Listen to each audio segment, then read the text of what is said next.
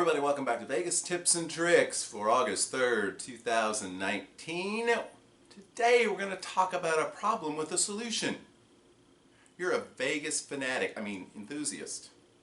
You like to go to Vegas 2, 3, 4 times a year, maybe more. But you don't have a spouse, significant other, or group of friends who share your enthusiasm. Must you stay home and fret over lost Vegas adventures? Absolutely not. I love to go to Vegas solo. It's my favorite way to go. And it's a good way to go and a different experience for some of you. Now, if you're the kind of person who requires constant adult supervision and you know who you are, and there's nothing wrong with that, then solo travel probably isn't for you. But if the reason that you shy away from going to Las Vegas by yourself is because you think it's going to be too awkward or you're going to be uncomfortable all the time, I'm here to tell you that you shouldn't feel that way, and I don't think you will feel that way. There are numerous advantages to solo travel, and the first and foremost one, the one that keeps me going back to Las Vegas solo, is you don't have to compromise. You can get up when you want.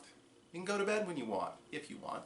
You can eat, sleep, drink what you want, visit whatever places you want, and do whatever you want. Now, when you're traveling with someone who you presumably like, you have to compromise. Well, that's all right. But, if your traveling companion wants to spend time watching shows at Circus and eating at the Rainforest Cafe and playing the big wheel game at Excalibur, maybe you're not compatible. Now, if you enjoy any of those things, I'm happy for you. Vegas is for everybody. But those things would not be for me. And so, if you're traveling with someone whose idea of a good time is different than yours, and sometimes you don't know that until you travel with them, then, those 3, 4, 5 days in Las Vegas aren't going to be as much fun as you might expect. Now, in addition to being able to do what you want when you want, solo travel has some other advantages. Now, if you're traveling with a spouse or a group of people, you kind of got to invest in a decent-sized hotel room where you all have a little bit of room to spread out. But hey, you're by yourself, hey, how about a neat, tidy little room downtown at the Fremont or the Golden Gate? You don't have to be extravagant, and it's plenty of space for one, and it's cheaper. In addition, and here's a tip, a real Vegas tip. Ha, how about that? A Vegas tip on going to shows. Now, as the day of a particular show approaches, there may be fewer and fewer tickets available, but a lot of times there's plenty of tickets for one. There may not be 2 together or 4 together, but you might be able to find one pretty close to the action at the last minute. Whereas if you were in a group, you'd never be able to get those tickets at the last minute. And if you're visiting, a popular restaurant that may be booked up, a lot of times as a solo traveler, you can squeeze in a seat at the bar if you're willing to sit there. And you'll get in and out a little quicker, but you'll still get the same menu, the same opportunity to try the food at that establishment. And while you might think eating alone in Las Vegas would be awkward, it isn't. And there's a lot of choices. Most places you might be sort of tied down to sort of fast food or sort of takeaway places. But, in addition to what I talked about with the counter seating, the buffet is the perfect option for the solo traveler. You simply get in, you get your food, you sit down, you eat it. There's no muss, there's no fuss, there's no waiting around, fidgeting. Although even the fidgeting is a lot less than it used to be because all of us have a cell phone, so we can play a game or look something up or even send messages to our friends back home.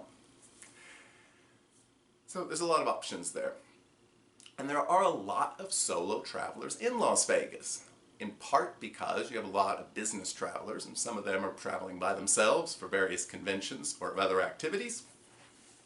But there are plenty of people who will be just like you. And of course, just because you're traveling to Las Vegas by yourself doesn't mean you have to spend all your time alone, unless you really want to.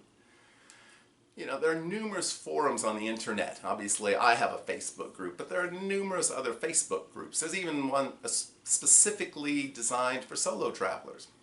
Hang out there, interact with people. If you get to know some of these folks and you like them, a lot of times there will be meetups or special events. Same thing goes for various message boards or YouTube channels even, or podcasts. So if you find a community that you find interesting, and it's a large enough community, when you go to Vegas, there's a pretty good chance that someone else in that community is going to be there, and you can all meet up for some drinks or dinner or whatever, and have a few hours of Vegas talk, which is the best kind, isn't it? So there are some disadvantages, obviously, and again, for people that are very uncomfortable being by themselves, that's going to be one of the disadvantages. But if you book a hotel room, it's the same price whether there's one of you or two of you. If you get a cab or an Uber or a Lyft, it's the same price whether there's one of you or two of you. Although I think you have the option now, I know you have the option to agree to share a ride, which can save you a little money that way. It's kind of difficult to take advantage of a buy one, get one buffet coupon. I don't really need two buffets since I can eat everything on one. And there's other buy one, get one kinds of deals that don't work out as well for the solo traveler. You can always try to negotiate and say, hey, can I just get 50% off because it's just me? It might work. I think it does sometimes. And of course, when you're by yourself, you have to exercise a little more caution. If your significant other is there to keep an eye on you, well, hey, you can go nuts. But if you're there by yourself, you might want to slow down on the drinking a little bit. Make sure that you keep yourself close to your home base. Keep your wits around you. And just be careful. And I always say this, it's sad to say, but if you're older, if you have a physical challenge of some sort, if you're a woman, you almost have to be even more careful to avoid being victimized or possibly victimized. So just, again, be aware of your surroundings. Don't advertise the fact that you're by yourself. If you notice someone following you around or you think someone's following you around, just calmly try to walk away, and if it seems like they're still following you, hey, there are police officers and casino security around at all times, and they are more than happy to intervene and help you out if you feel threatened. So, but that's really very uncommon. But again, exercise good judgment. Stay close to your hotel if you're going to be drinking a fair amount, and just be smart out there. Traveling solo does not have to be lonely. It does not have to be depressing. In fact, I find it to be neither. And it can be a great opportunity for growth. Again, when you're by yourself, sometimes you can explore a tangent you might otherwise not, and learn something or experiencing something you wouldn't have otherwise. Have an opportunity to meet people. People are very friendly in Las Vegas. Again, be cautious. Okay, because again, a lot of times people are friendly because they want something, or they're friendly because they've been drinking a lot. So I don't advise hooking up with people that you meet randomly at bars. Exchange numbers. If you still think it's a good idea the next day, hey, maybe it was. But anyway, so that's our kind of summary on solo travel today. I would just say one thing: don't let being by yourself keep you from going to Las Vegas, because you can have a great time. You might even enjoy it. I think you'll enjoy it. You might even enjoy it more. And you won't stand out. No one's paying any attention to you anyway. They're all taking selfies and they're all very self-absorbed, so no one's even going to notice you're by yourself. Alright, so we will be back with you next week with another Vegas Tips and Tricks episode. I did want to do a quick shout out and make a quick note about the YouTube channel here. My YouTube channel shout out of the week goes to Hog and 2 Cent.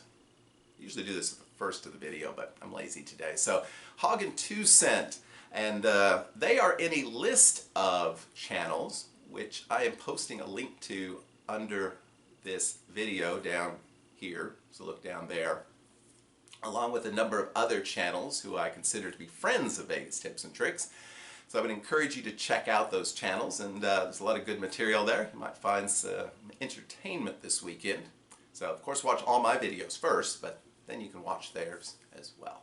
So anyway, until next time, as always, have a great and lucky week, and we will see you soon.